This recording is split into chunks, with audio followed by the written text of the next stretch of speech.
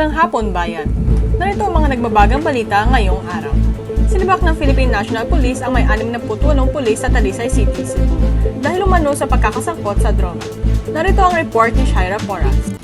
Sinibak ng Philippine National Police ang may 68 pulis mula sa Talisay City, Cebu dahil umano sa pagkakasangkot sa iligal na droga.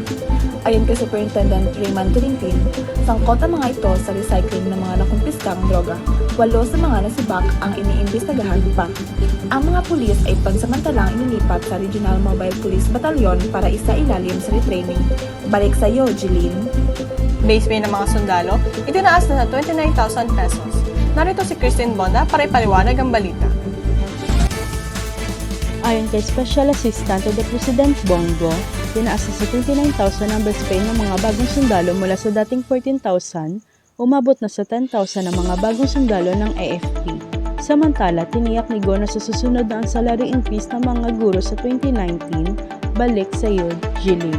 Sa balitang sports, nagwagi ng 4 na gintong medalya ang Team Philippines sa 18th Asian Games.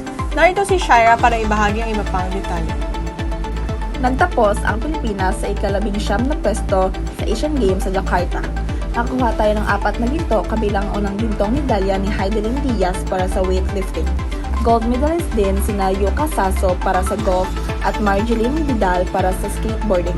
2 silver at 15 bronze ang naiuwing medalya ng Pilipinas. Balik sa iyo, Jeline.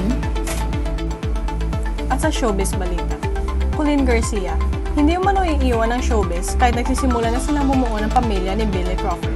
Narito si Christine para ibahagi ang iba pang detalye. Ayon kay Colleen Garcia, malaki ang pagbabago sa kanilang buhay matapos ang kasal, ngunit patuloy siyang mananatili sa showbiz. Bagamat sinusubukan nilang bumuo ng pamilya, sinabi ni Colleen na patuloy niyang ipagpapatuloy ang kanyang mga pangarap at career. Balik sa iyo, Jeline. At yan po ang mga balitang hatid namin ngayong hapon. Walang pinoprotektahan, walang kasinungalingan. Serbisyong totoo lamang. Ito ang TV Patrol 24 Oras.